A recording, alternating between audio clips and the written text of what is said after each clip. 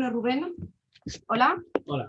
Somos Students for Liberty y nos gustaría entrevistarte. Nos gustaría dividir la entrevista en dos bloques. El primero sobre la Junta Democrática y sobre todo lo de la democracia formal, de qué trata y cuál es vuestro objetivo. Y el otro nos gustaría enfocarlo un poco sobre lo que es la democracia formal con el liberalismo. A ver qué puntos en común tenemos y qué discrepancias.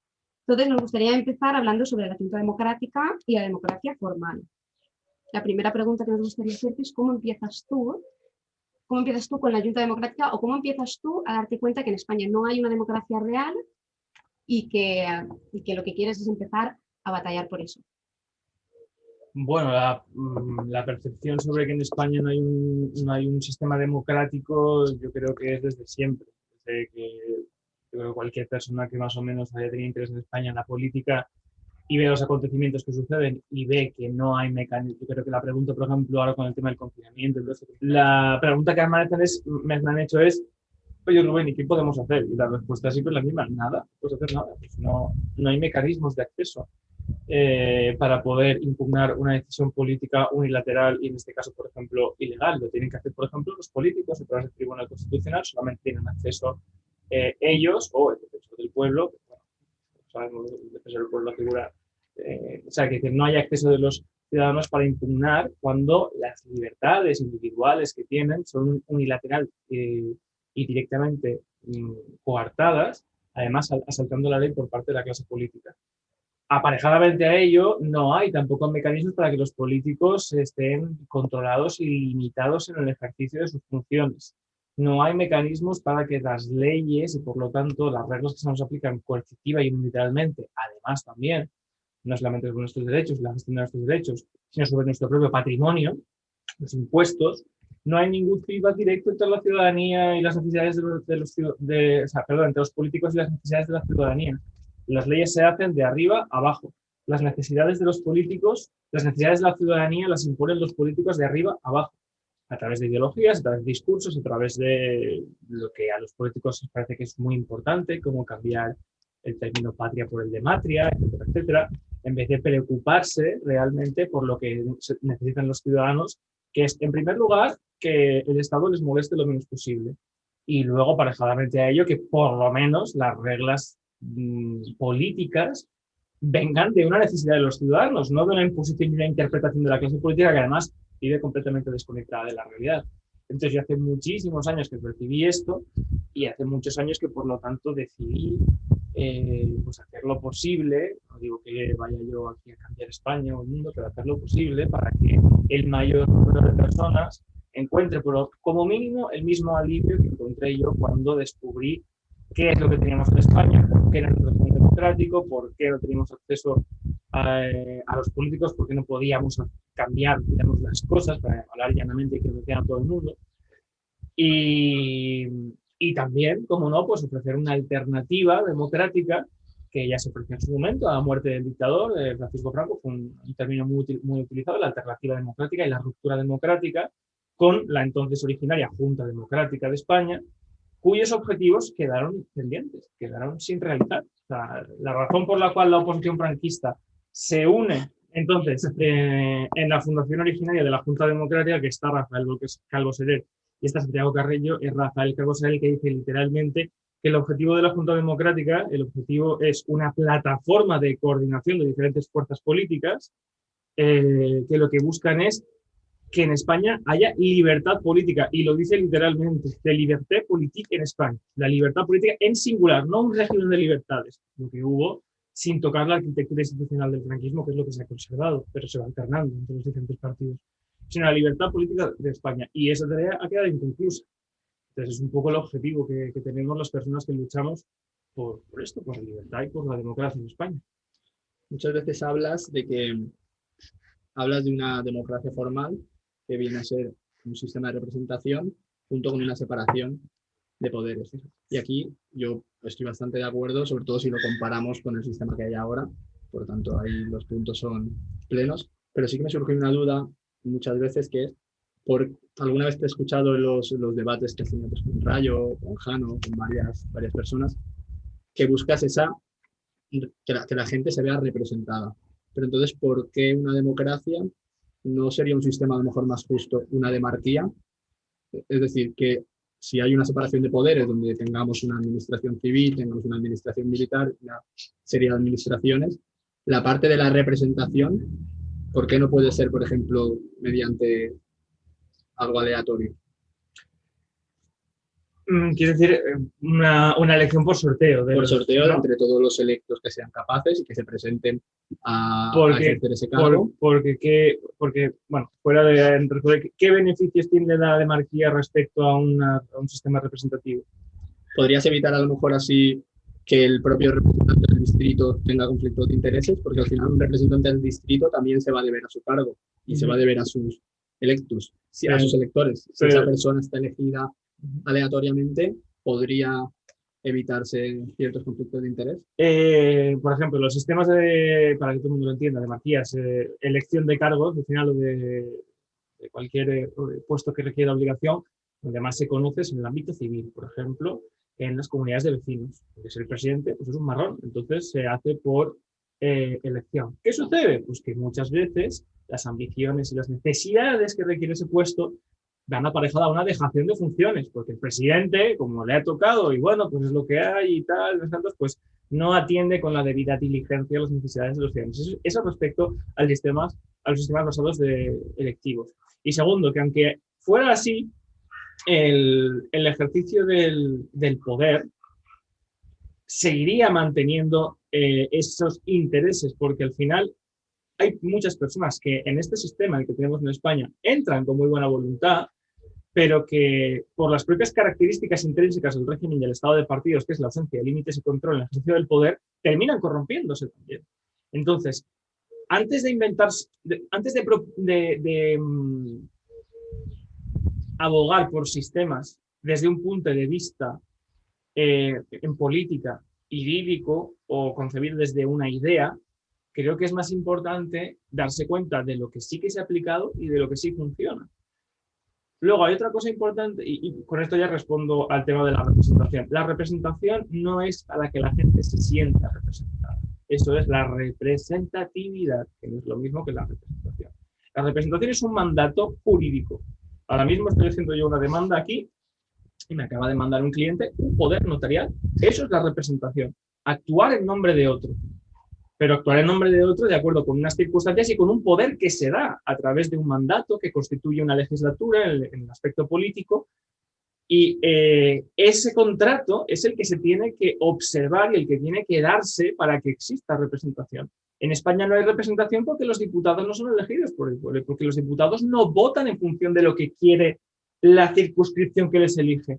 Los diputados votan de acuerdo con las órdenes del partido, por lo tanto no representan de ninguna manera a los ciudadanos. ¿A quién representan? ¿Sobre quién actúan? ¿A quién hacen visible? ¿A quién materializan con su voto? ¿A quién representan, por lo tanto? Al líder del partido, que además está a su lado. No representan a los ciudadanos. Los ciudadanos se pueden identificar o no con lo que hacen los diputados o con el discurso ideológico de un partido, pero la identificación no es representación, ni siquiera es representatividad, que para que la gente lo entienda, pues por ejemplo, la sardana es representativa de Cataluña, ¿no? Es un ícono que se puede identificar a Cataluña. Bueno, pero la sardana no es Cataluña, no representa a Cataluña. Esa es la diferencia entre representativo y representatividad. El Parlamento ni siquiera, el Parlamento en estado de partidos ni siquiera se reviste de representatividad porque se configura con unos espectros políticos donde cada uno defiende un discurso ideológico, pero que se da, como digo, de arriba a abajo, y donde, por ejemplo, ser de izquierdas es lo que te dicen que es ser de izquierdas, ser de derechas es lo que te dicen que es ser de derechas, pero que ha perdido completamente el sentido. Cualquier estudio serio de la historia, como el de Yuval Levin, entre la disquisición clásica entre izquierda y derecha, que se da por la disquisición que tuvieron sobre la Revolución Francesa Tom Paine y Edmund Burke, ahí sí que ves realmente pues como una cosa es mantener las instituciones, conservar o que todo sea lo más estable posible, como defendía Burke en los cambios políticos, y en cambio los aspectos más de izquierda lo que buscan es una ruptura completa y un cambio y un volteo drástico de la situación política, como defendía Thomas Paine, ¿no? Eso es la izquierda y la derecha, no matria, patria Y bueno, pues estas chorradas que vemos en la televisión que a veces dan ganas pues no sabes si De apagarlo. sí, de apagarla o de pegarte fuego tú, ¿sabes? Sí, yo creo que ahí estamos totalmente de acuerdo. Al Entonces, final, la representación, perdón, es un concepto que no es baladí, es que es un aspecto clave. Y después, por el tema de la demarquía, es que la política es, al final, y necesita de la ambición. La ambición no es mala. La ambición, lo que pasa es que es como todo, es como el fuego, puede quemarte o puede calentarte. Pero claro que requieres que un político sea ambicioso, que quiera hacer un buen trabajo, que quiera volver a ser elegido. Lo que pasa ahí quizás es donde está el punto, porque en la demarquía podríamos tener también gente que ambicione, porque al final, aunque sea elegido por sorteo, se ha presentado para ello, pero no va a poder volver a ser elegido, esa es la realidad. De ahí, pero eso también se hace con la limitación de mandato. a los 4 o 8 años, sí, podrías fijarlo, claro, igual, pero entonces la misma ambición de la que hablas también está limitada temporalmente, entonces en este sentido, aunque fuera, si es elegido de forma aleatoria, tiene un tiempo concreto, tampoco va a poder hacer mucho más porque no puede obtener intereses de ellos. Por eso nosotros proponemos como introducción el mecanismo revocatorio, porque ya el diputado ya no tiene que hacer un buen trabajo solamente para que no sea elegido dentro de 4 años, sí, sino porque en ese momento se le puede echar a la calle. Además, con la responsabilidad y las consecuencias penales o de responsabilidad civil que pueda tener por la mala gestión si ha sido temerario, o sea, si ha incurrido en temeridad o mala fe en el ejercicio de sus funciones. ¿Y cómo en España, cómo llegamos hasta ahí? Pues solo hay un camino, que es desde fuera del Estado. Además, me sorprende mucho que los que en España se llaman liberales, que no lo son, de verdad lo siento. No pasa nada, no pasa nada. Lo digo por el audio. En España no me deja sorprender que los que se llaman liberales en España, que repito, no lo son, porque es incompatible defender un partido estatal con ser liberal. O sea, son dos conceptos que no se pueden conjugar de ninguna manera. El partido estatal nace además con el totalitarismo y el fascismo y con la mayor asunción de competencias por parte del Estado en la historia de la humanidad. Por lo tanto, supongo que hablas un poco de la deriva que ha tomado ahora Ciudadanos, ¿no?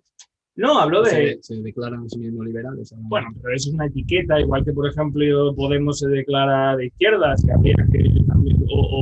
o Vox, o en fin, que lo que se declara en los partidos. No, me refiero a los intelectuales, me refiero a los divulgadores, me refiero a la gente que hace crítica y opinión social, que se declaran liberales y, sin embargo, piden el voto por un partido X. Eso es incompatible, o sea, eso es imposible, poder ser liberal ahí. Y esto lo decía porque me habías preguntado... ¿Cómo llegamos en España? ¿Cómo llegamos? Porque el único camino que existe es el de la tradición liberal clásica, y es el que la acción política no está en el seno del Estado, está en la sociedad civil. La acción política está en la sociedad civil. Los partidos nacen como asociaciones civiles, al igual que los sindicatos. Y si no recuperamos eso, si no forzamos a los políticos a devolver el carácter civil a los partidos, que están por civilizar, están por devolver a la sociedad civil, ellos van a seguir manteniendo algo que yo he explicado muchas veces y que no lo he explicado yo, sino que lo explicó en su momento, pues hombre, grandes pensadores y teóricos políticos en Europa, como son Gaetano Mosca, que concibe el concepto de clase política, Robert Mitchell con la ley de hierro de las oligarquías y los partidos políticos, donde explican que es muy natural cuando uno trabaja para una empresa, antes que su manera de pensar, antes que su conflicto interno con la producción de lo que se haga en el seno de la empresa, lo que quiere es que la empresa se mantenga y que se mantenga durante mucho tiempo. Entonces, eso es lo que sucede en España. Tú puedes, ¿cómo va a querer un partido estatal modificar el Estado para quitar aquello sobre lo cual constituye su hegemonía política? Que es al final poder elegir que ponen ellos a los diputados, poder elegir ellos a los jueces, tener ellos la hegemonía absolutamente de todo y sobre todo la cantidad de dinero y la cantidad de personas, que son miles de personas en España, millones, que viven directamente a través de empresas públicas, a través de duplicidades administrativas, etcétera, etcétera, y que vienen directamente del seno de un partido, y que vienen del seno de un partido porque este es no sé quién que conoce de la diputación, del ayuntamiento aquí, del pueblo mismo en el que estamos, o en el ámbito supranacional, o a través de una empresa pública, y entonces al final, tú, por muy buena intencionalidad que tengas a la hora de crear un partido político, por mucha ilusión que empieces de voy a cambiarlo todo, como en su momento Podemos o Vox, al final, a los 5 o 6 años te das cuenta de que toda la gente que está a tu alrededor depende de que el partido se mantenga como está para seguir viviendo. Y no solamente eso, sino que además esas personas, por esa misma razón, te obedecen, vamos, te rinden pleitesía absoluta y te conviertes en un dios. Y eso no podría pasar también con una organización civil. Al final también estará estructurada de una manera jerárquica. En tu caso, por ejemplo, en Junta Democrática, no entiendo que tú lideras el proyecto, obviamente. ¿No podría ocurrir también esto? No, Por el porque, paso del tiempo, no digo al principio. a ver, claro, se puede dar, pero es mucho más difícil. Es decir, vamos a ver, una de las cosas que define la excepcionalidad es que no es la norma. En España es la norma. O sea, sucede así porque está constituido el poder así. En cambio, lo que tú me planteas sería una excepcionalidad. Y una excepcionalidad que también se puede solventar. Por ejemplo, eso se ha dado en los sindicatos de Estados Unidos, con el famoso Jimmy Hoffa, etcétera, etcétera, ¿no? ¿Pero por qué? Porque no se han instituido una serie de mecanismos que existen, como por ejemplo, y en el caso de los partidos, prohibir las donaciones a los partidos políticos, algo que sí sucede, por ejemplo, en Inglaterra, donde las donaciones de más de 8.000 euros tienen que estar contabilizadas y identificadas de quién son y tal. Entonces, todo eso se puede hacer. Es decir, no es difícil, perdón, no es complicado, es difícil porque hay un conflicto de intereses muy fuerte. Y con toda esta red clientelar que has descrito antes, ¿no? Muchísima gente que depende de los partidos que están relacionados directamente con el entramado del Estado, ¿no sería muy complicado hoy en España llegar a tener una democracia real, por ejemplo, a través de la abstención activa, que muchas veces te lo he escuchado decir, Sí, ¿no? es difícil, claro que es difícil. Porque esa gente no se va a abstener. A esa gente lo que le interesa es que sí, pero es el una sistema continúe. Sí, pero es una minoría. Al final en España somos 46 millones de personas y puede, pues, que personas que vivan directamente de los partidos, puede que haya 2 o 3 millones de personas. Sí, no, el Estado no puede hacerse tan grande como para que se le deba absolutamente, no el Estado, sino el Estado el Estado político, digamos, no la administración pública, como para que el 50%, 20 millones de españoles se deban a los partidos, porque entonces, aunque vamos camino a eso, el sistema quiebra, porque en eso se basa el sistema español, ¿no? Hay una parte que vive a costa de todos los demás, a costa de los autónomos, a costa de los trabajadores, a costa de empleos precarios, etcétera, etcétera. Y luego pues vemos, por ejemplo, como ayer, la cantidad de chofers cuando iban a hacer no sé qué en el Palacio Real, todo lleno de coches, todo lleno de tal. España es un país que tiene 36.000, ahora lo han empleado, habla 40.000 coches oficiales. En Estados Unidos hay 412. En España somos 46 millones de habitantes, en Estados Unidos son 400 millones, bueno, 328 millones de personas. Quiero decir que al final las estadísticas están ahí y un chofer de la Comunidad de Madrid cobra 40.000 euros al año. Y son funcionarios, no los puedes echar. Entonces lo siguen justificando un poco con lo del terrorismo también, supongo, ¿no? Porque sí, todos los coches oficiales surgen. Claro, porque todo el mundo sabe que el ISIS, la principal fijación que tiene en sus objetivos es el diputado y el concejal español. Es algo que todo el mundo sabe, por supuesto. Y además que no protege igual un Tesla que un utilitario. Tienen que ser coches de lujo. ¿Y la abstención activa es suficiente? ¿La abstención activa es suficiente? No. La abstención activa es condición sine qua non, pero no es suficiente. Ahora bien, para continuar con lo que estabas diciendo, mira, es tan difícil, y lo enlazo con lo que estamos diciendo antes de la gente que vive de los partidos, que hasta los divulgadores, hasta los periodistas saben que si no hacen un discurso alineado con uno de los partidos del Estado, se quedan sin trabajo. Se quedan fuera. Porque la gente, en los medios de comunicación, son fulminados, como el caso de José Luis Dorín, como el caso de Pablo Sebastián, la clave de la gente. En el caso de la divulgación, claro, es mucho más sencillo alinearte con un discurso maniqueo ideológico de un partido, que malos son los otros, y la gente te va a ver, vas a ganar dinero, popularidad, notoriedad, etcétera, etcétera. En cambio, si lo que intentas es, haciendo eso, te aprovechas de la simpleza que emplean los políticos para generar un discurso confrontativo y, por lo tanto, vender. Y tú te sumas a esa venta con ese discurso. En cambio, si tú lo que pretendes es que la gente cambie su modo de ver la política, eso es una tarea muy complicada. Primero, porque tienes que deconstruir algo que la gente ha creado en su mente durante años y años y años de prejuicios, pero completos y absolutos. La política española está basada en prejuicios completos y totales. Infundidos también un poco por los medios, ¿no? Y por claro. La educación que tiene el Estado. Por supuesto, está esa balanza. Entonces, ahí es donde yo me he pasado el último año y medio pidiendo ayuda, no pidiendo ayuda, sino diciendo, oye, pues si estás de acuerdo con esto, toma esa. Pero ¿qué pasa? Si tú haces un recorrido lógico entre decir, Vale, en España no hay separación de poderes. En España no hay representación.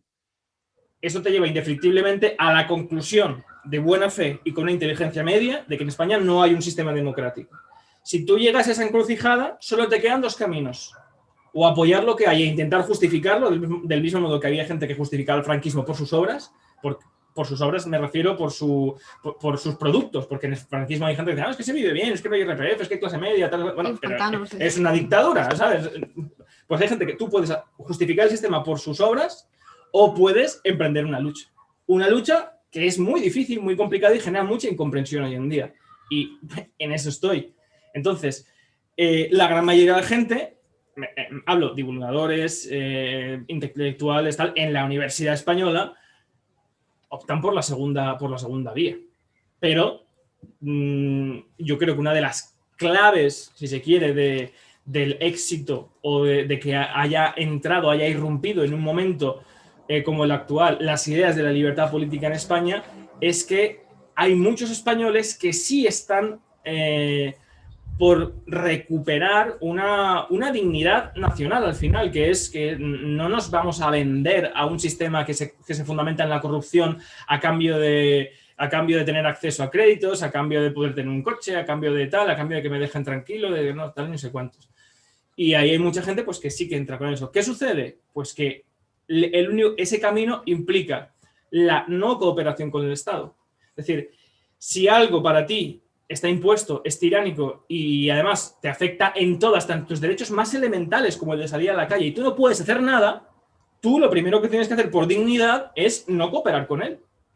No darle además lo que te está pidiendo, que son votos, legitimidad, etcétera, etcétera. Yo veo mucha gente que, por ejemplo, a mi alrededor sí que veo mucha gente con lo que ha pasado ahora con el estado de alarma declarado inconstitucional.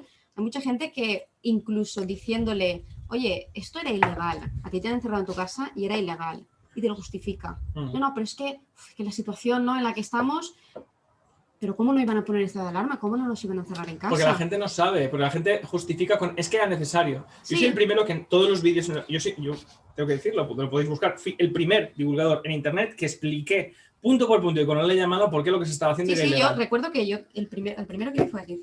Y las consecuencias que iba a tener y que va a tener. Esto no ha terminado. De hecho, estamos en el principio. Lo que sucede es que la gente no se da cuenta, estamos tan acostumbrados en España que los políticos pueden hacer lo que les dé la gana y los políticos lo saben, que justificamos las cosas por necesarias, sin darnos cuenta de que se pueden hacer también, como por ejemplo en Inglaterra ha habido confinamiento, en Alemania también ha habido confinamiento, y se ha seguido un procedimiento y se ha seguido un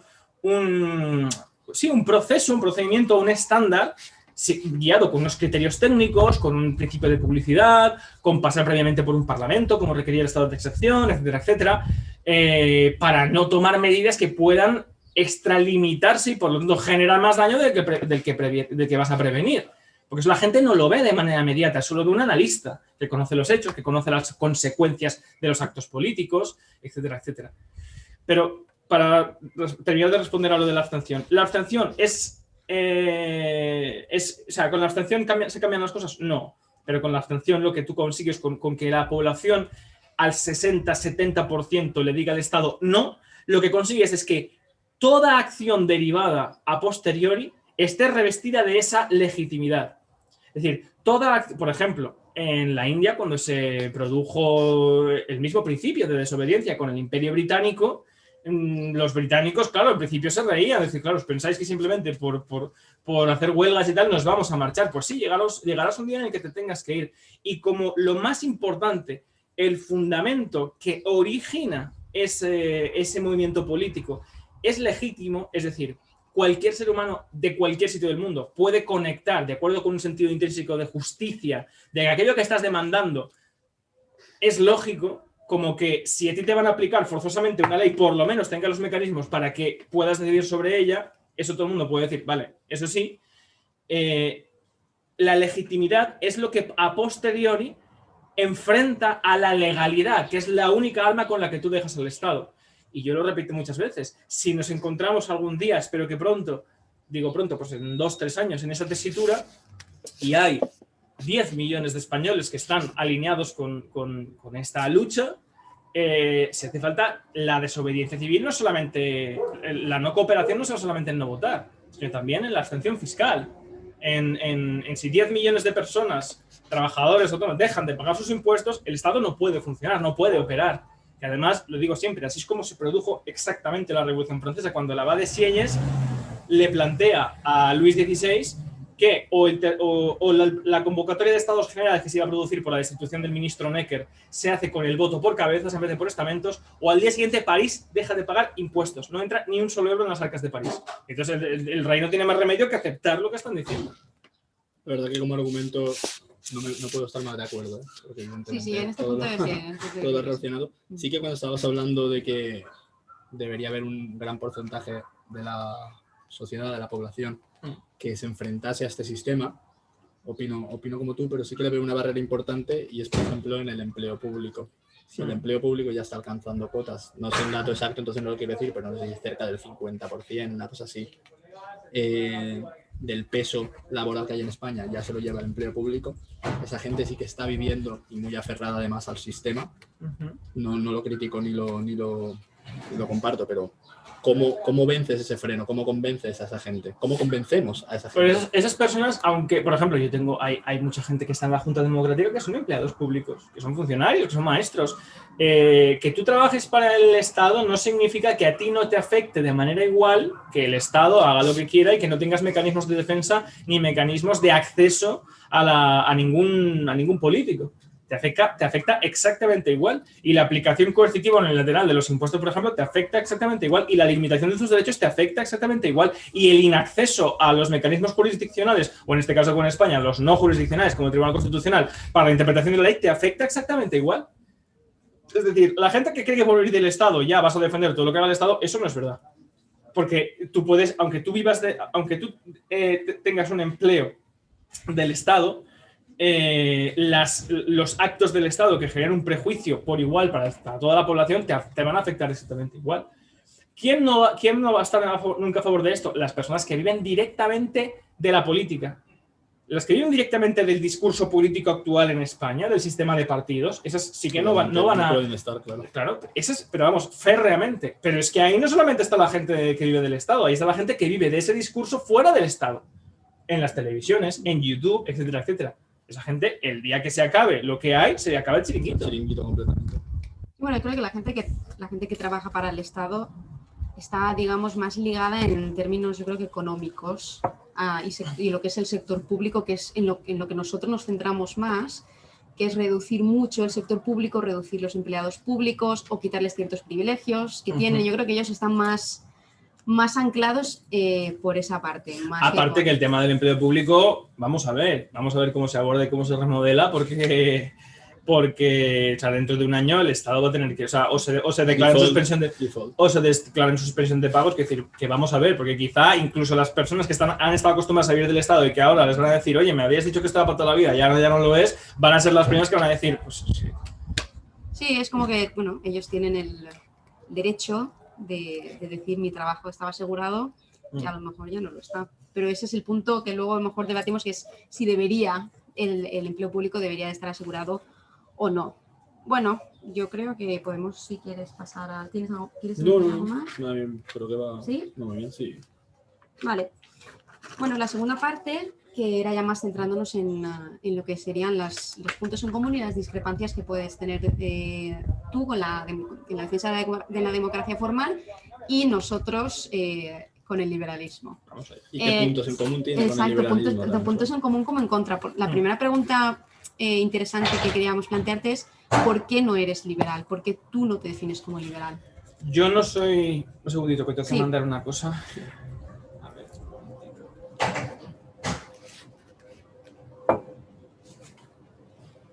Ya está. A ver, yo no me declaro liberal porque el liberalismo es una ideología. No lo digo peyorativamente, se ha convertido en una ideología que lo que defiende ante todo... Esto se borra luego. se ha convertido en una ideología que lo que defiende ante todo es la libertad de mercado, que la libertad de mercado, el libre comercio, entre la generación de riqueza y de capital y la propiedad ante la generación de riqueza y los mecanismos de producción sea prácticamente total o si no absoluta. Entonces, eso es una ideología. Eso es un sistema ideológico del mismo modo que lo es la constante y absoluta contribución a la riqueza para favorecer un sistema material de igualdad, el comunismo o el socialismo. Eso es una interpretación sesgada siempre de la realidad porque atiende solamente a una parte de la sociedad. Entonces, por eso yo no soy liberal. Desde el punto de vista político, no soy liberal porque el liberalismo solamente se ha aplicado y se ha fraguado en Inglaterra. La escuela austríaca tiene cosas muy interesantes, sin embargo, trasciende o aborda aspectos que no entran dentro de lo que es materialmente plausible, porque no hay una teoría del Estado por parte de muchos liberales austríacos, de la escuela austríaca, quiero decir. Sin embargo, por ejemplo, yo soy el primero que siempre digo que para mí el mejor economista español es Huerta de Soto.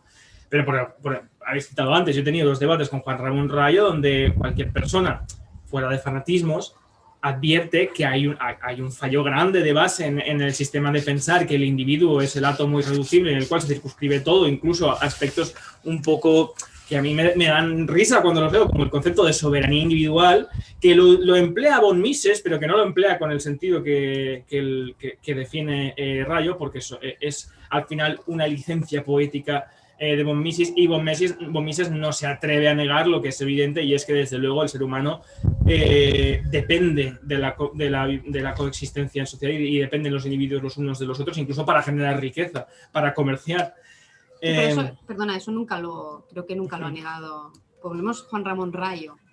Creo que él nunca ha negado que somos seres sociales, que cooperamos entre nosotros, sino que tenemos unos derechos individuales. No, pero no es que seamos seres sociales, sino que nos configuramos como una unidad a la hora de ejercer o sea, las sociedades configuran unidades. Las comunidades se configuran a través de las naciones, a través de las tribus, etcétera, etcétera, de manera natural. Pero bueno, yo no es porque me enfrente al liberalismo, sino además las ideas de la democracia formal son un desarrollo del liberalismo. El liberalismo es el sistema político en el cual el Estado es lo más pequeño posible, tiene las menos asunciones y las menos funciones posibles, y al mismo tiempo se busca que el poder político sea lo más estable posible. Y desde luego, una institución, un régimen de libertades. Bueno, eso es Inglaterra tal cual en el siglo XIX, donde incluso los hogares de hospicio, y ahí está Oliver Twist, eran privados, donde todo es privado, donde ni siquiera hay constitución, pero es un sistema representativo. La representación nace con Marsilio de Pada, pero la aplicación política de la representación como tal se instituye en primer lugar en Inglaterra, tal y como la conocemos hoy. También es un sistema político, el parlamentarismo, que es un sistema liberal, donde hay un régimen de libertades, desde la Carta Magna de 1200, y donde lo que se busca es que las decisiones políticas sí que sean directamente una consecuencia de las necesidades de los ciudadanos a través de la representación, a través de la elección de representantes, pero hay una delegación a través de esa estructura política, un sistema que, aunque no tienen nada que ver con España, no hay una desconfianza hacia que se puedan crear lobbies o se puedan crear intereses en el seno de esa estructura política, como sucede en Inglaterra, porque el primer ministro está elegido del seno del Parlamento.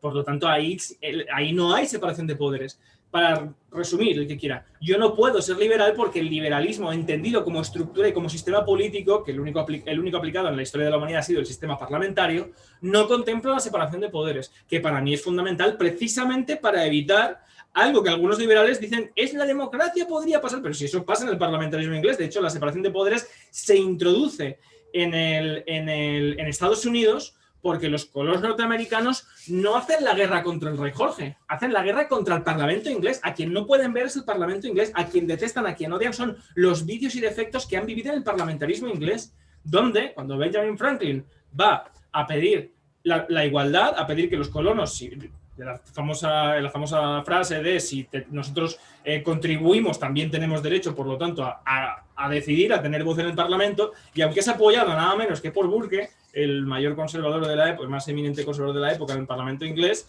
hay una serie de intereses políticos y mercantiles de personas poderosas que influencian la votación en el Parlamento inglés, donde con el primer ministro, desde luego, que hacen que pierda la votación. Y entonces vuelve desencantado, empieza la guerra de independencia en Estados Unidos contra el parlamentarismo inglés, y cuando se propone un sistema, bueno, ya hemos ganado la independencia, cuando se propone el sistema en Estados Unidos, los padres fundadores, que aquello fue, yo creo que aquello fue un milagro, o sea, lo de Estados Unidos fue un milagro, que personas tan inteligentes coexistieran en un momento tan determinado y en unas circunstancias tan necesarias, fue un milagro. Y además la prueba es que cuando se han repetido situaciones similares como la Revolución Francesa, la Revolución Rusa, etcétera, ha sido una cagada total.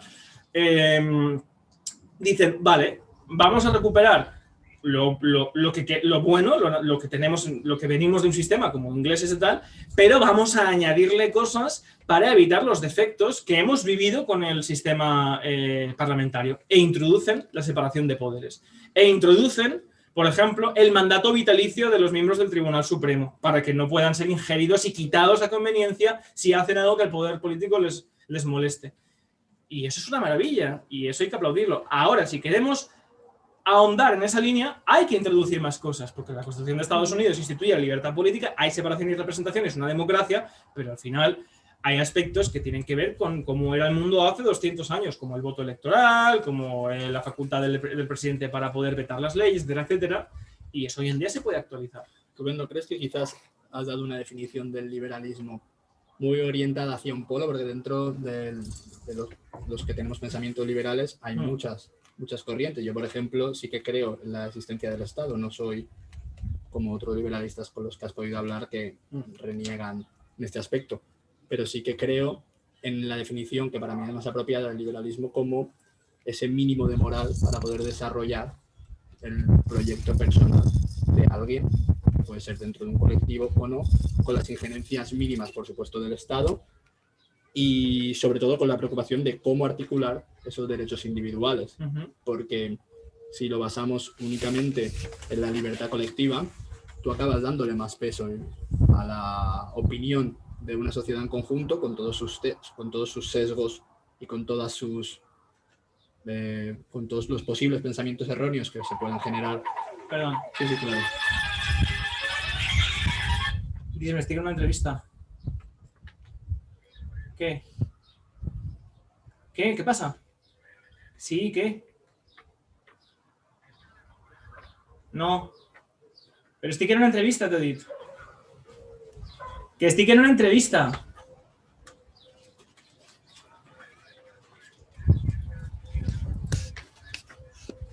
No vaig a eixir de casa. Perdón. No te preocupes. Un poco por concluir, quería saber cómo articulas esos derechos individuales dentro de este sistema, sin entrar en... Es que has dicho una cosa importante, y es que tú eres liberal porque crees en un principio moral. Es que yo no entro en la moral. Yo no entro en la moral, ni en la ética, ni en aspectos materiales. Yo entro en aspectos procedimentales para garantizar que no sucedan una serie de actos. Los juristas nos basamos en actos y en hechos. Y al final es lo que pretende soslayar con una serie de mecanismos, y para eso se inventan los códigos, se inventan los procedimientos, se inventa el derecho procesal, etcétera, etcétera. Aparte de eso, claro que hay varias corrientes dentro del liberalismo, pero también las hay dentro del socialismo y el comunismo, etcétera, etcétera, y me parece perfecto, y deben existir, y además yo no tengo nada en contra de ellos. Pero yo creo que hoy en día un liberal auténtico en el sentido, un liberal puro en el sentido que considere que el liberalismo es ante todo la defensa de los derechos individuales, no hay sistema político en el mundo que debiera defender más fervientemente que la democracia formal. ¿Por qué? Porque como tú bien has dicho, al final las libertades individuales o la única manera, el único mecanismo que existe para garantizar la no injerencia y suspensión de libertades individuales es que esos mecanismos, primero, que el poder político no pueda entrar ahí. que sea algo que esté vedado. Por eso es importante y por eso, por ejemplo, los padres fundadores de Estados Unidos hicieron una declaración de derechos, hicieron una constitución. Los derechos fundamentales no están incluidos dentro de las reglas políticas porque no tienen nada que ver con la política, es el reconocimiento de unos derechos. Además, como empiezas, reconocemos que estas afirmaciones son verdades en sí mismas y son tan puras, y bueno, están escritas por una de las mejores plumas de la época, que era Thomas Jefferson, pero están tan bien concebidas que han sido capaces de incluir a individuos que en un principio estaban excluidos, como los esclavos, como las mujeres, etcétera, etcétera. Porque son principios, no son reglas, son principios. Ahí sí. Pero las reglas de juego políticas lo que previenen es que, primero, el poder político no pueda entrar ahí. Por eso está separado. Segundo, que esas libertades individuales sean libertades porque hayan nacido de aquellos a quienes afectan. Por eso son libertades y no son derechos. La diferencia es fundamental. En España, por ejemplo, tenemos derechos, no tenemos libertades. El derecho es una facultad que tú ejerces en virtud de que un tercero te consiente. Pero en Estados Unidos la declaración de derechos es una declaración que hace el pueblo norteamericano a través de representantes, evidentemente, porque no se pueden reunir 8 millones de personas que eran en la época, pero lo hace directamente el pueblo. Por lo tanto, son libertades instituidas de manera directa por el pueblo. Y eso... El pueblo puede equivocarse cuando articula esos derechos fundamentales. Pero es que los derechos fundamentales no son opinables. Por eso son los mismos prácticamente los mismos hace 200 que hace 300. Pueden ser aditivos, pero no hay un caso en la historia en el cual se haya sido regresivo, porque a quien afecta siempre es una parte prevalente de la ciudadanía. Es decir, si tú quieres atentar contra un derecho fundamental, necesitas forzosamente que sea una minoría que atenta contra una mayoría, porque esos derechos siempre afectan a la mayoría de los ciudadanos, a todos. Ahora, cuando hablamos de derechos fundamentales, hablamos del reconocimiento de aspectos, digamos, naturales del desarrollo vital del ser humano. Por ejemplo, alguno muy fácil sería el derecho a la vida. Eso algo es. Más complicado. Por ejemplo, hay aspectos que entrarían más, que entran más en el ejercicio de la política, como es el derecho, por ejemplo, a una sanidad universal. Eso no es un derecho, cuidado, universal. No es un derecho universal porque tú si naces en una sabana, no es que tengo derecho a sanidad universal, no, disculpe, usted no tiene derecho a sanidad universal. A usted se le puede reconocer el derecho a la sanidad universal siempre y cuando políticamente se instituya para ello en una sociedad concreta. Pero usted no nace con eso, usted nace con la libertad, usted nace con la propiedad y usted nace con la vida, fundamentalmente. Y en el seno de la sociedad, pues hay derechos que se reconocen que van vinculados a articular esos 3 derechos fundamentales, como es el derecho a un juicio justo, el derecho a un proceso, el derecho a tutela judicial efectiva, el derecho al habeas corpus. Todo eso redunda en el derecho a la libertad, en el derecho...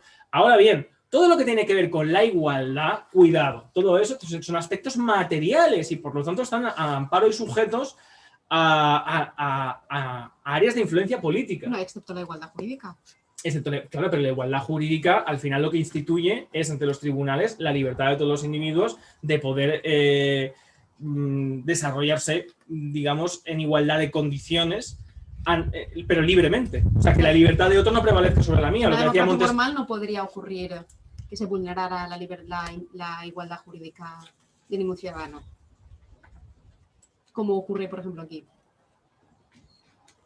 Estoy pensando, para no dar respuesta automática. Dices a través de las instituciones del Estado.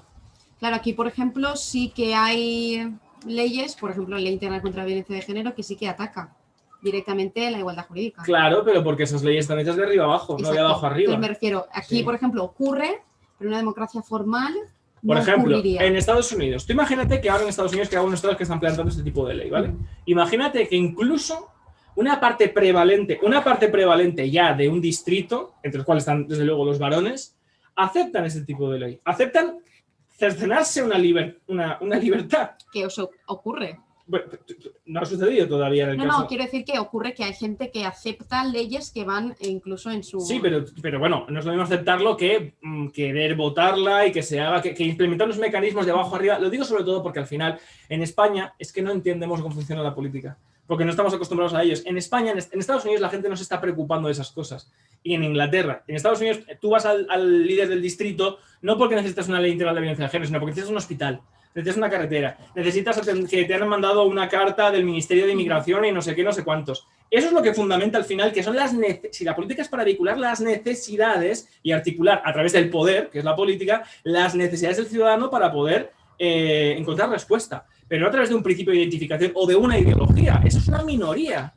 Pero bueno, entremos, por eso te he dicho que imaginemos que de repente en Kansas o en Massachusetts la gran mayoría de la ciudadanía lo primero que quiere es una ley integral de violencia de género. Entonces, y bueno, pues hacen una ley. Bueno, aunque se instituyera como tal, un ciudadano, uno, puede ir a un juez de pueblo de aquí y si va en contra de la Declaración de Derechos, se declara inconstitucional. Y eso ha pasado muchas veces en Estados Unidos, donde un juez de primera instancia declara inconstitucional una ley. Luego se puede revisar en el Supremo o lo que sea.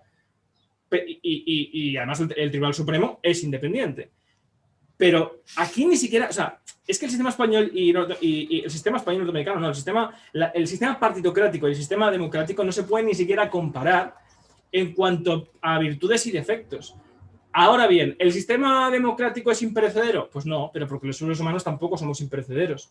Pero claro, hay gente que hace estas preguntas, no lo digo por vosotros, pero me ha pasado en algunos debates de manera capciosa, como dando a entender que si tiene defectos, pues eso también lo tiene. Y que por lo tanto, pues mejor nos quedamos con lo que hay. Y además yo creo que estamos muy de acuerdo en la mayoría de los... No lo digo por vosotros, lo digo por algunos debates que puede tener. Porque nosotros, por ejemplo, la separación de poderes también la consideramos algo necesario para estructurar cómo es para la justicia y el Estado o como lo queramos llamar.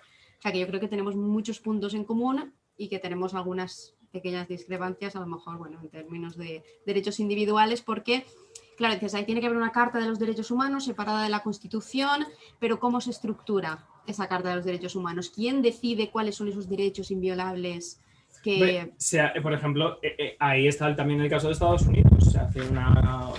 Se eligen unos representantes para ello, que lo que hacen es reconocer una serie de derechos de acuerdo con...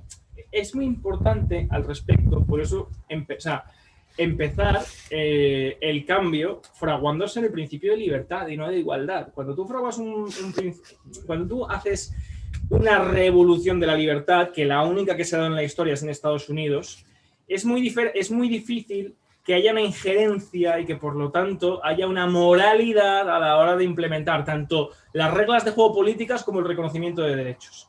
Eso es capital. Por eso a mí no me deja de sorprender que haya personas que como que no les seduzca lo que proponemos cuando realmente por lo menos en la parte teórica, luego evidentemente cuando se diera el caso aparecería, pero ya de inicio las exigencias planteadas están depuradas de ideología, de aspectos materiales que tengan que ver con la igualdad por exceso o por defecto. Aquellos que quieran una igualdad material a través de la redistribución de riqueza y aquellos que quieran que no quieran ninguna. Todo eso está depurado, por lo menos.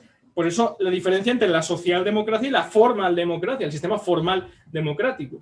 Pero en esa declaración de derechos, si se instituye a través de un ánimo o el ánimo que genera esa declaración es un ánimo de libertad, no se va por lo tanto a ingerir o no se va a meter o no se va a procurar aspectos que propugnen la materialidad como la igual. Por ejemplo, es que el acceso a una vivienda digna, eso no es un derecho fundamental.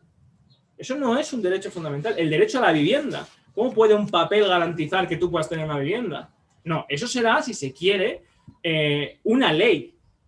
O una ley o una ideología política. O una política de un partido. Pero aunque hubiera representatividad... Representación. Perdón, lo has explicado antes además. Aunque hubiera representación, y volviendo, porque creo que estamos en puntos muy... Lo siento, ¿eh? No, mira, no te preocupes. A ver. Que no va esto. Marta, estoy en una entrevista todavía.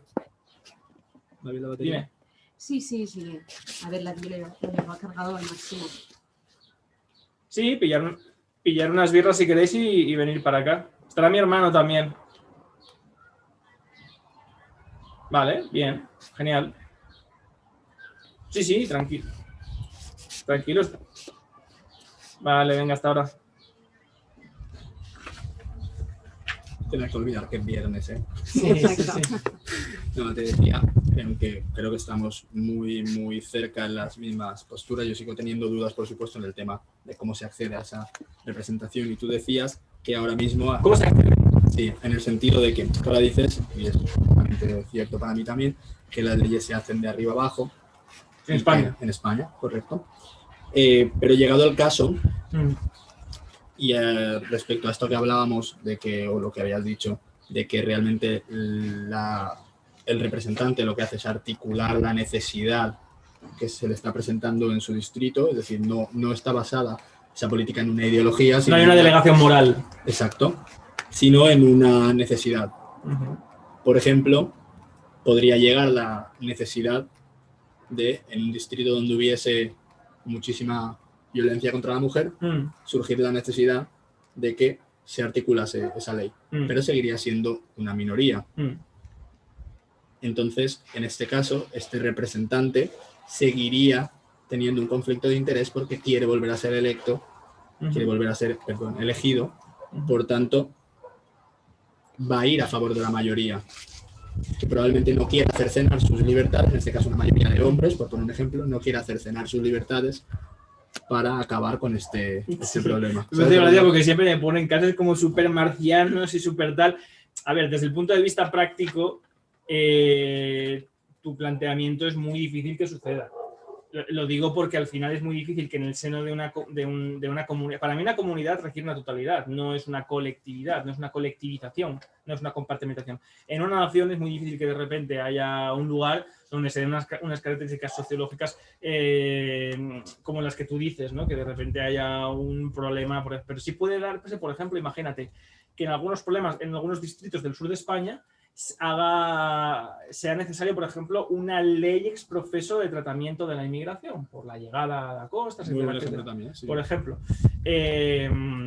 Siempre y cuando no vaya en contra de la Declaración de Derechos, claro que se puede implementar. Siempre y cuando no ingiera en los derechos individuales o vaya en contra de los derechos individuales de nadie, claro que se puede implementar. No hay ningún tipo de no veo conflicto en ese aspecto. O sea, es lo que he dicho antes, siempre y cuando no se ingiera en el marco que está fuera de la política, que es el de los derechos reconocidos como tal, y que además, recordemos una cosa, esos derechos, esa declaración de derechos, como digo, son unos principios fundamentales que de ahí se pueden desarrollar y se pueden expandir más, o sea, puede haber un ámbito de afectación más amplio, de acuerdo a cómo se van desarrollando las sociedades, etcétera, etcétera.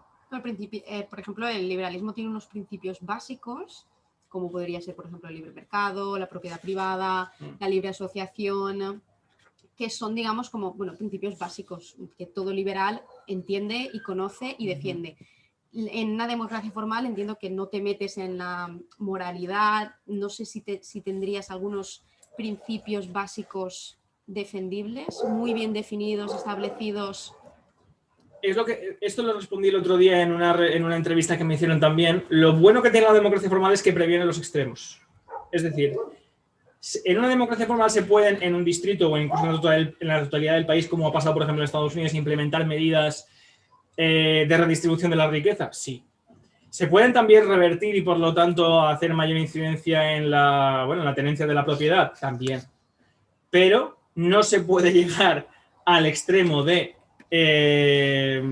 suprimir totalmente el sistema impositivo por una cuestión de que eso solamente puede suceder en un mundo idílico, y tampoco se puede llegar al punto de llegar a ser confiscatorio o llegar a ser atentar contra el principio fundamental de la propiedad privada, en el sentido que no sea contributivo, sino que sea confiscatorio, porque eso ingeriría, como repito, por ejemplo, en un derecho fundamental. Pero ¿y por qué ingeriría en un derecho fundamental si, por ejemplo, se hace pensando que es lo correcto? No de forma capciosa, sino que tú realmente llegas a decidir que sea un sistema completamente confiscativo porque la mayoría cree que está haciendo lo correcto. No por temas ni de envidia ni de nada. La mayoría suele creerlo cuando por pensar que realmente es lo que toca. Pero, ¿qué quieres decir? ¿Llegar a ingerir en un derecho fundamental? Sí, por pensar que realmente en ese momento concreto, en ese marco temporal, sí que es lo correcto. La mayoría suele pensarlo, sobre todo, hacia las minorías, ¿no? Porque uno nunca quiere sobrepasar esa... Pero a ver, para eso necesitarías que la mayoría de la población quisiera renunciar voluntariamente a lo que tiene.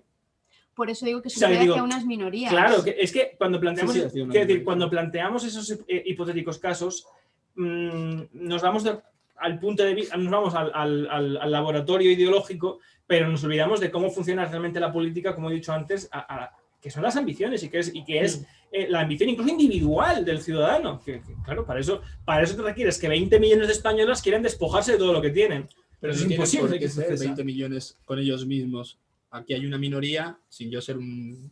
Además, defensor perdona, de que los para derechos. ingerir, aparte, ya lo he dicho antes, que una declaración de derechos estaría fuera de la acción política y en cualquier caso una modificación, una cosa, requeriría de una mayoría reforzadísima, o sea, requerirías prácticamente del 70% de la población española o más para poder ingerir ahí. Entonces, claro, eso sí que me parece imposible.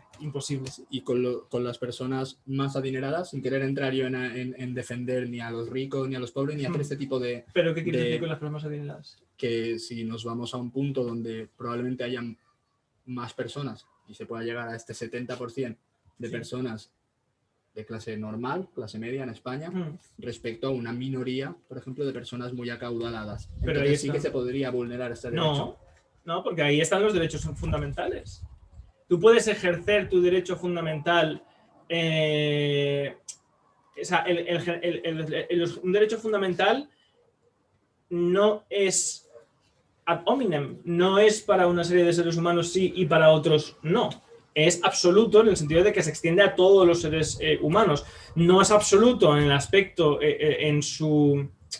en sus límites y extensión, porque cuando entra en conflictos con otros derechos fundamentales hay una serie de barreras, pero sí en cuanto al ámbito de aplicación. Tú no puedes aplicar, no puedes hacer un derecho a la propiedad para pobres y un derecho a la propiedad para ricos, ¿no? El derecho a la propiedad se reconoce como tal. Ahora bien, lo que sí puedes implementar son medidas, por ejemplo, fiscales y tributarias, donde hay sobre todo eso. Entonces, por ahí, esas claro. medidas tendrán que estar bien Limitadas. definidas o limitadas. ¿Hasta qué Exactamente. punto puede llegar a ser confiscatorio? Porque los estados han ido cambiando y sobre todo en Europa cada vez los estados cada vez son más ¿Y grandes, dónde a ponemos veces el límite? acaparan más, exacto, y también es y se ven Pero eso es reforzados algo- por una mayoría de personas que sí dicen hay que seguir. Eso es algo que yo no os puedo responder porque eso ya dependerá del debate político que se tenga en ese momento. O sea, eso corresponde a la acción de gobierno. Lo que sí puedo decir es que en un sistema donde haya una democracia formal no puede venir el Estado y decirle a un tío, no, usted a partir de mañana deja de tener propiedad. No se puede decir, Por eso Claro, creo que estamos muy de acuerdo en muchos puntos en ese O sentido. sea, yo lo que planteo son unas garantías básicas. Luego, a partir de ahí, porque yo no tengo que imponer, o sea, en el momento en que tú impones una revolución ideológica ya la estás cagando. La estás cagando porque te estás dejando fuera una parte de la sociedad. Y hay gente incluso que esté fuera de esto. Hay gente que le guste ser esclavo, hay gente que le guste ser sumiso, hay gente que le guste no elegir. Hay gente... Bueno, creo que también nos vamos un poco a... Sí, de todos modos creo que aquí entramos en el punto que, habiendo visto los dos debates con Rayo, no terminaste del todo de contestarle, en el sentido de que sí que podría llegar a haber una transgresión de libertades en ciertas personas. Sí, sí, claro. Por este punto que estamos hablando, porque si no se han establecido bien unos límites, evidentemente claro que no puede llegar el Estado y decir te has quedado sin tu casa porque la necesito, pero sí se puede poner un sistema con, por ejemplo, un tipo marginal en lugar del 54 que tenemos aquí en Valencia, del 70, si lo apoya la sociedad. ¿Cómo limita? Sí, pero para eso, Porque tendría que estar delimitada. pero para eso, primero, eso se daría, como sucede, por ejemplo, en Estados o en Inglaterra, por ejemplo, en el aspecto tributario están más desarrollados por el common law y tal, a través de la legislación y a través también de las sentencias de los tribunales. Ahora, lo que sí que sucedería, por ejemplo, es que las decisiones de los jueces estarían basadas en lo que se llaman aquí principios generales del derecho, en lo que se entiende como sentido de justicia o lo que se entiende o los derechos fundamentales, y no de acuerdo con injerencias políticas de los poderosos o de partidos.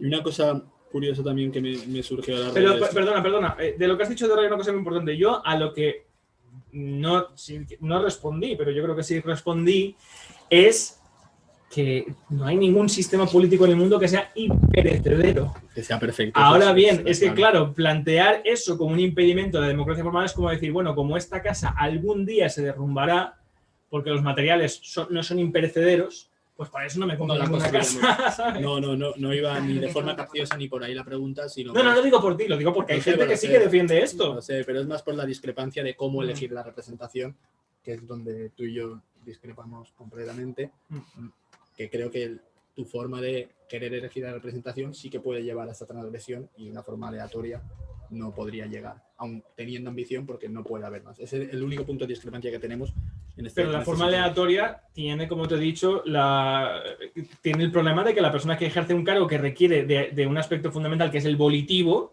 no lo tenga y por lo tanto pueda ser inoperante en una función que lo que requiere todo es ser operancia. Si es por mandato, sí, pero si él quiere presentarse y luego es elegido, de hecho creo que esto sucedía con los griegos, que entre todos los capaces se presentaban para ejercer estas funciones y luego eran elegidos por sorteo, pero no podía haber nadie incapaz para el puesto y nadie que no quisiera estar ahí. Pero, por ejemplo, fuera de lo que estás explicando ahora, es que ahí, ¿y no te parece mejor que haya una elección de la persona que los ciudadanos entiendan? No que esté más, porque es que aquí hay un problema fundamental. En esa concepción que tenéis algunos, consideráis que el ejercicio del representante es moral y que por lo tanto da igual quién lo haga. Simplemente tiene que ser un aspecto funcionarial, administrativo, ¿no? Que simplemente cumple una serie de funciones. Sin embargo... Capaz e íntegro.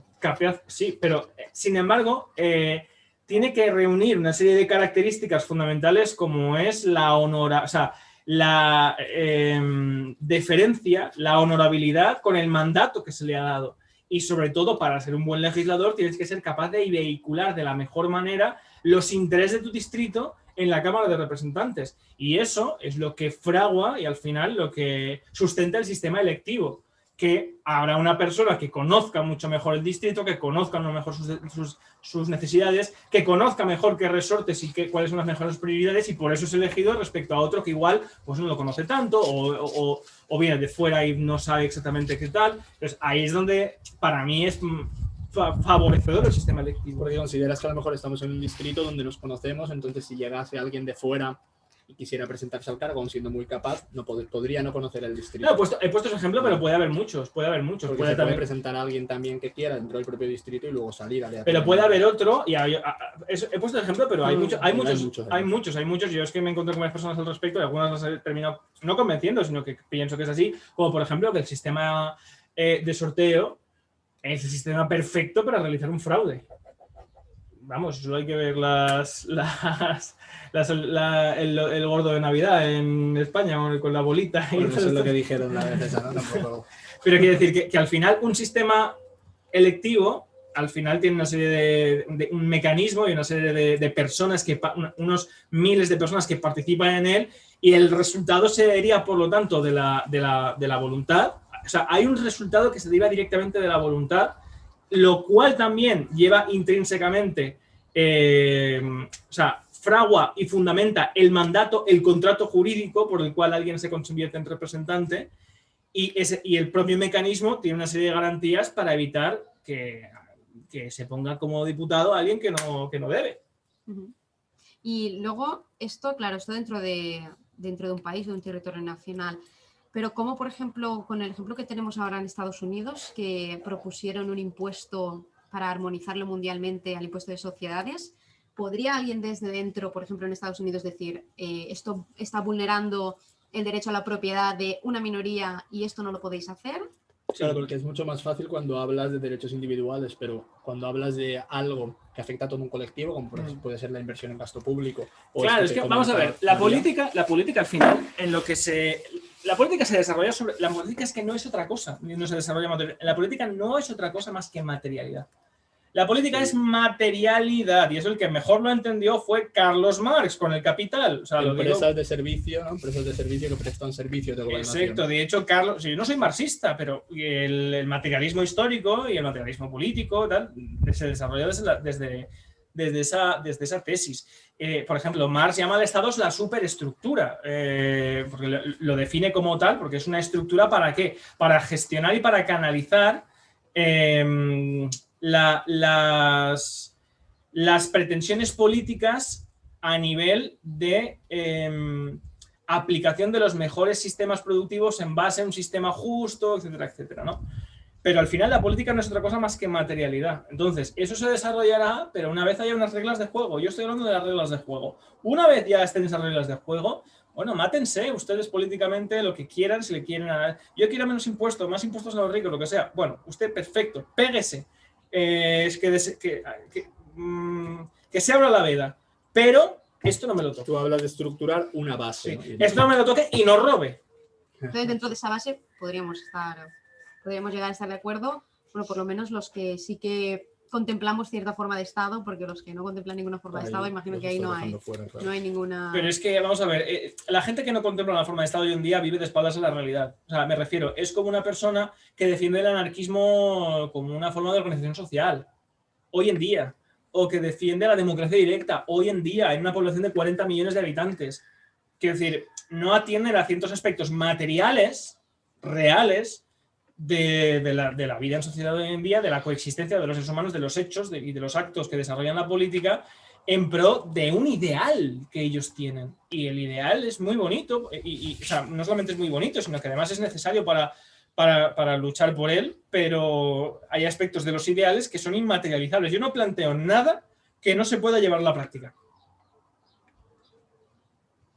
¿Quieres contar algo más? No, quería aclarar porque cuando estabas hablando de lo del marxismo, yo he dado una definición mía propia de lo que creo que es un partido político, que es una empresa de servicio de gobernación, para que no se confunda con que estaba dando una definición de lo que tú decías del marxismo. No, es que he metido por medio una empresa de servicio. Una empresa de servicios que presta servicios de gobernación al final a cambio de dinero, que el dinero se lo da los votos. Entonces, ya, pero eso aquí en España ahora. Sí. Ah, claro, pero un partido no pero eso no es un partido. Eso es una facción del Estado. De hecho, por eso el partido de Mussolini se llama el Fascio. Es una facción del Estado. Pero no es un partido. Un partido es una parte de la sociedad, partida por una serie de intereses en común. El otro día lo explicaba también en un vídeo. Por ejemplo, pues los pescadores se reúnen y se juntan y defienden los intereses de los pescadores, que serán diferentes de los intereses de los mineros o de los agricultores o de los, no lo sé, de otros sectores. Así es como nacen los partidos nacen así. Por eso los partidos que se llaman de izquierda eran en su origen, se llaman partidos de los obreros o partido de obreros, porque aglutinaban una parte de la sociedad que en ese caso eran obreros, pero había otros partidos que no aglutinaban, que por ejemplo los comunistas y los anarquistas siempre se han llevado a matar. ¿Por qué? Porque el anarquismo no nace de los sistemas productivos y de industrialización de la época febril. Ahí nace el sistema obrero y el sistema comunista. El anarquismo nace de la tenencia de los mecanismos de producción, es decir, del artesano. Y ahí son completamente opuestos, porque en el momento en el que se inventa la producción en cadena y se inventa el sistema fabril, el obrero mecanizado en un puesto de trabajo, eso destruye completamente el sistema del artesano, que era dueño de los mecanismos de producción, por ejemplo. Sí, yo creo que todo eso la gente no lo sabe y bueno, los partidos no se han convertido en nada más que o sea, el Estado es un todo. Los partidos se han convertido en el arcoíris del Estado.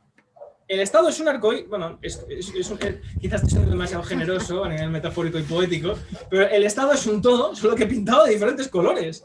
Pero todos defienden el Estado, todos están de acuerdo con las subvenciones, con todo. ¿Qué tamaño tendría para ti el Estado? Ya no entrando ni en democracia ni nada. Para ti, como Rubén, ¿qué tamaño debería tener o tiene? ¿Crees que debería tener? Si tienes, es un leviatán, ¿no? Como dice Radio. Sí, no, hombre, claro. A ver, para mí el Estado yo lo he definido como un mal necesario hoy en día. No ha existido siempre, pero hoy en día, por las características organizativas de la sociedad, es necesario, lamentablemente.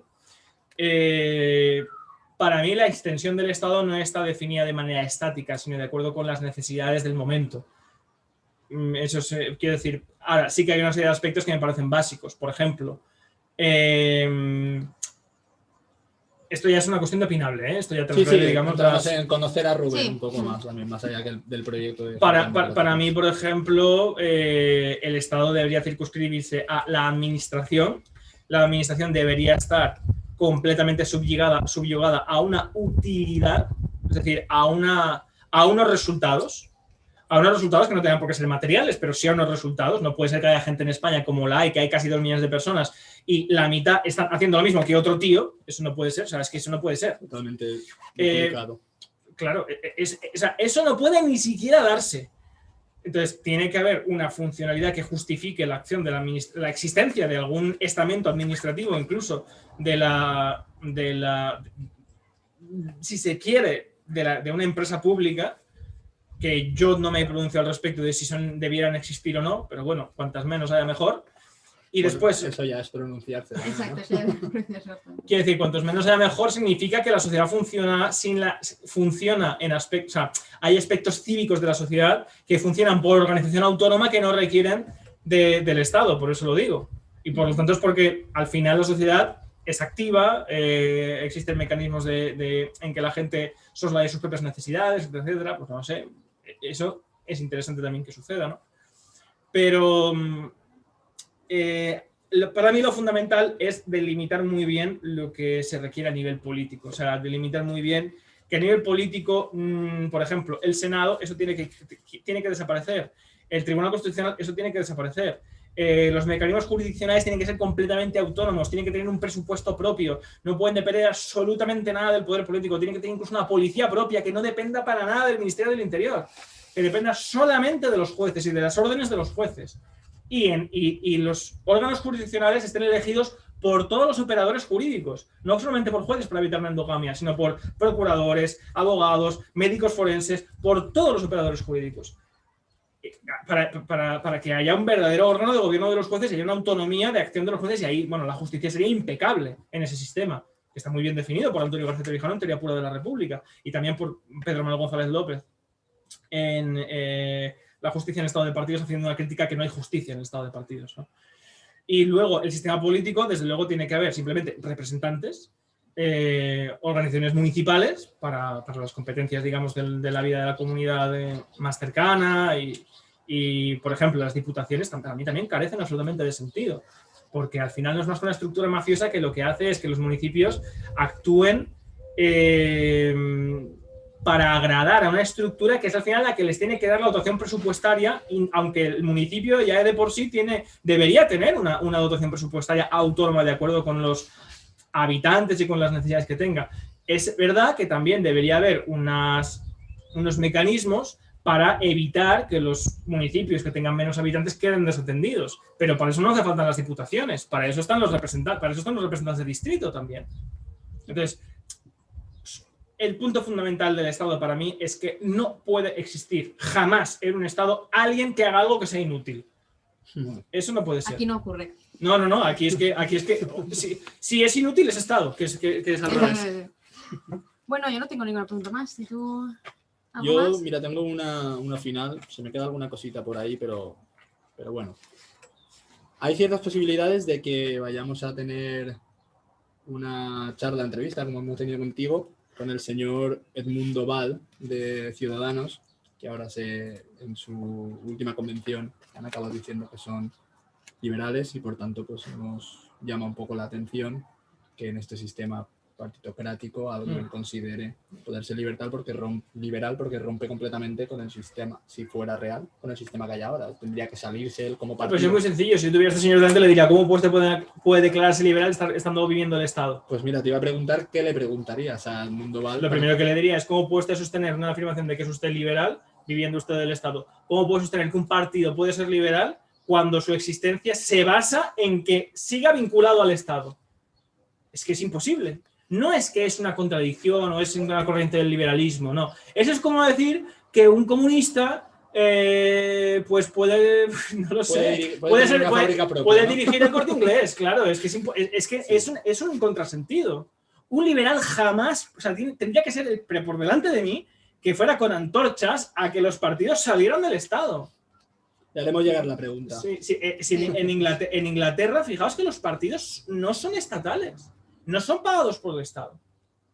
Son partidos pagados por la sociedad civil. Es más, en la crisis de los años 70 se plantea eso y son los propios miembros de los partidos los que dicen no, porque esto es nuestra ruina. Esto es el final. Pues bueno, yo creo que sí, ¿tienes algo más? Si quieres añadir algo más. No, me tiraría horas hablando, pero por supuesto. Sí. No, al final son las 8 ya, o sea que le llevaré mañana por la mañana. Bueno, pues muchas gracias por tu tiempo y bueno, pues esperamos a ver si en un futuro nos podemos volver a cruzar en algún debate o alguna otra cosa que vamos a organizar. Sí, o sea, algún día que tomar una cerveza o lo que sea, quedamos por Valencia. Perfecto. Pues muchas gracias, Rubén. Vale, Venga. Muchas gracias.